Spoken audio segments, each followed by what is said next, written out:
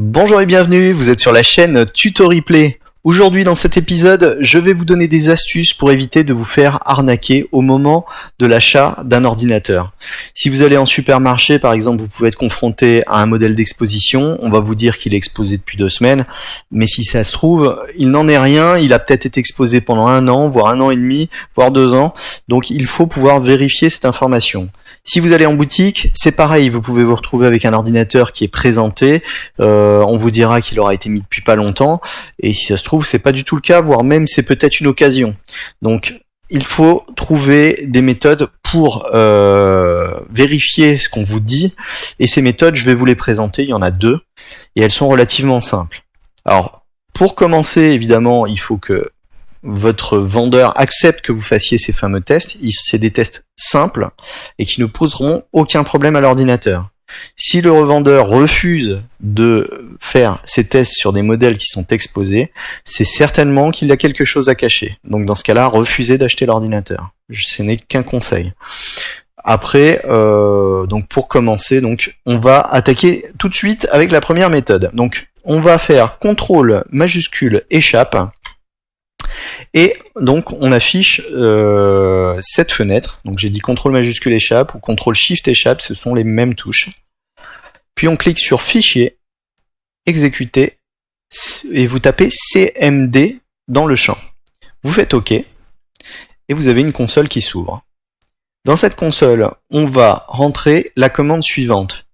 Commande que je n'oublierai pas, je l'espère, de vous recopier sous la vidéo. Et je la colle donc dans la console et je fais entrer. Je vais charger des informations depuis le BIOS. Ces informations sont très courtes puisque j'ai limité la recherche. Et donc on affiche la version du BIOS et la date à laquelle ce BIOS a été créé. Évidemment, dans un supermarché, les vendeurs généralement ne connaissent pas trop et ne mettent pas à jour les BIOS des ordinateurs exposés. Ça leur demanderait du travail et je pense qu'ils ont d'autres choses à faire. Donc généralement vous pouvez connaître comme ça une date approximative. Je dis bien approximative puisque le BIOS est créé souvent avant la conception du premier PC et donc vous aurez une date légèrement antérieure. Mais si ça dépasse 1 an après la date de vente de l'ordinateur, déjà c'est très mauvais signe. Donc dans ce cas-là, il faudra effectuer un autre test. Et ce deuxième test, je vais vous le présenter tout de suite. Alors l'autre test, vous pouvez le faire dans tous les cas, puisqu'il est très utile, très pratique, et c'est quasi infaillible. Donc pour ce deuxième test, il va vous falloir vous rendre sur le site de Crystal Mark Info, dans lequel donc on vous propose un logiciel qui s'appelle Crystal Disk Info. Il faudra donc vous rendre dans la section Download. Je vous mettrai l'adresse du site sous la vidéo. Vous allez dans Download, puis vous allez dans la partie Crystal Disk, puisqu'il y a plusieurs logiciels. Dans la partie Standard Edition, vous avez une version portable. C'est celle-là que je vous recommande de prendre, puisqu'elle est à la fois légère et puis on peut l'utiliser depuis une clé USB. Une fois que vous aurez téléchargé, donc vous l'enregistrez sur votre disque dur, par exemple sur le bureau comme je l'ai fait, et vous extrairez le logiciel avec WinZip, 7zip, WinRAR, en faisant un clic droit, extraire vers Crystal Disk Info. Une fois que vous avez votre Crystal Disk Info, que vous l'aurez mis dans votre clé USB, le jour du test, vous allez dans votre dossier et vous lancez le disque info 64 pour tout ce qui est PC récent. Pour tester un PC qui serait éventuellement assez ancien, par exemple en Windows Vista, vous pouvez lancer parfois la version 32 puisque certains processeurs tournaient encore en 32 bits à cette époque-là. Aujourd'hui, vous n'aurez besoin que de la version disque info 64 pour les PC neufs.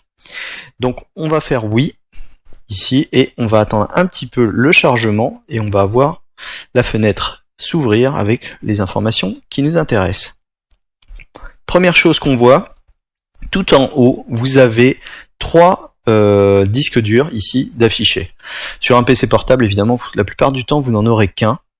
Donc vous pouvez voir l'état déjà de ces disques durs d'un rapide coup d'œil en voyant les pastilles qui sont bleues ou vertes quand tout va bien. Les deux sont bonnes, il n'y a pas d'inquiétude à avoir. Bleu, c'est très bien aussi. Bleu, vert, c'est bien.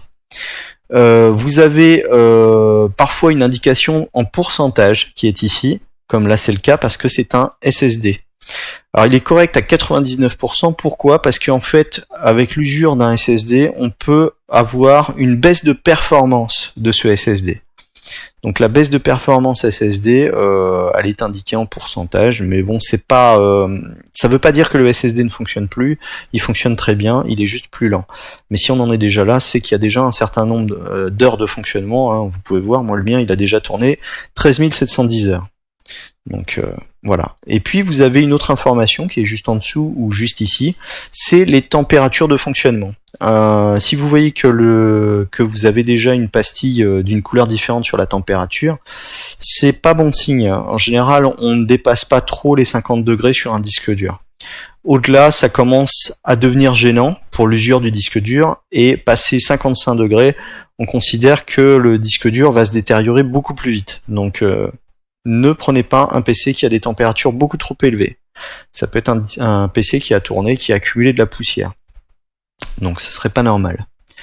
L'autre information très importante, vraiment qui va vous servir à savoir combien de temps le PC a tourné, à moins qu'ils aient changé le disque dur, c'est cette information-là, qui est donc toutes ces informations-là, j'ai oublié de vous le dire, sont extraites depuis les données Smart, qui peuvent être extraites depuis plusieurs logiciels évidemment. Il n'y a pas que Crystal Disk Info qui peut vous donner ces informations-là. Moi je vous conseille celui-ci parce qu'il est très léger. Donc le temps de fonctionnement est intéressant parce qu'il vous permettra donc de savoir combien d'heures le PC a tourné, à moins qu'ils aient changé le disque dur, mais c'est très peu probable. Et donc vous verrez des fois en exposition, on vous dit qu'un PC a tourné pendant 2-3 semaines. Vous êtes prêt à l'acheter, vous faites le test, et puis là, paf, vous voyez 4000, 5000 heures. Ça m'est déjà arrivé chez des clients d'avoir des clients qui se plaignaient de leur PC qu'ils trouvaient lent. Et puis, le PC venait d'être acheté, il avait tourné 5000 heures, il avait déjà un défaut indiqué ici sur la pastille. Alors, quand vous avez un défaut, je reviens sur la pastille d'état de santé, vous verrez d'indiquer soit prudence, pour vous dire qu'il commence à avoir des défauts. Si vous avez des secteurs défectueux ou des choses comme ça, de toute façon, ça vous mettra prudence. Et donc, c'est un disque dur qui va tomber en panne. Donc, il faut tout de suite agir. Quand vous voyez prudence, en général, il faut sauvegarder les données. Ça va tomber en panne. Quand vous voyez mauvais, c'est que le disque dur ne fonctionne plus. Il est mort. C'est même pas la peine d'aller plus loin. Déjà, celui-là, il est mort. Ceux qui sont en prudence sont parfois déjà inutilisables. Voilà. Donc, il faut être en correct ou en vert, ça doit être bon. Donc là, il n'y a pas de souci. Vous avez le nombre d'allumages, le nombre d'heures. Donc le nombre d'heures, pareil, hein, vous pouvez diviser par le temps d'ouverture de votre magasin. Hein. Si par exemple le magasin est ouvert à 8 heures et qu'il ferme à 8 heures le soir, vous divisez par 10 et vous avez le nombre de jours qu'il a passé à tourner dans la boutique. Vous saurez rapidement que ce PC est loin d'être neuf, si c'est le cas. Donc voilà, ça c'est une information indispensable. Je vous conseille de l'utiliser à tort et à travers, que ce soit pour du neuf, mais aussi pour de l'occasion, pour avoir un ordre d'idée du temps de fonctionnement de votre disque dur. Un disque dur qui a bien vécu peut aller, on va dire, jusqu'à 20-25 000 heures. Au-delà, c'est rare. C'est vraiment le maximum que je vois sur des disques durs. Il y en a qui montent à 30 000, mais c'est des exceptions, vraiment. Faut pas faire d'un cas une généralité. Après, si vous avez par exemple fait dépanner votre ordinateur aussi chez un technicien, ça peut être très utile. Par exemple, vous faites changer le disque dur dans une boutique, on vous dit pas de problème, je vous change le disque dur, vous faites ce test-là pour vérifier qu'on vous a pas refourgué un vieux disque dur d'occasion qui traînait chez le pépère. Et parfois, vous allez avoir des surprises. J'ai des clients, par exemple, qui m'ont appelé, je fais ce test et je découvre que leur disque dur soi-disant neuf a déjà 15 000 heures dans le nez.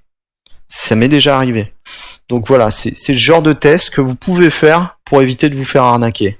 Si vous avez ce genre de problème, vous retournez dans votre boutique immédiatement, vous dites que vous avez vérifié les informations, que vous avez enregistré avec un screenshot le temps de fonctionnement du disque dur, que vous avez des preuves, et que s'ils veulent pas vous le changer tout de suite, eh ben ils auront des problèmes, quoi. Et là, ils vont réagir, je vous le garantis.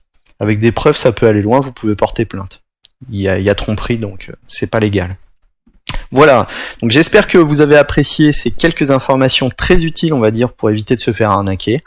N'hésitez pas à me poser des questions sous la vidéo. Si vous avez besoin aussi d'autres vidéos, d'autres sujets, n'hésitez pas à me le demander aussi. Et puis je vous dis à très bientôt. Salut!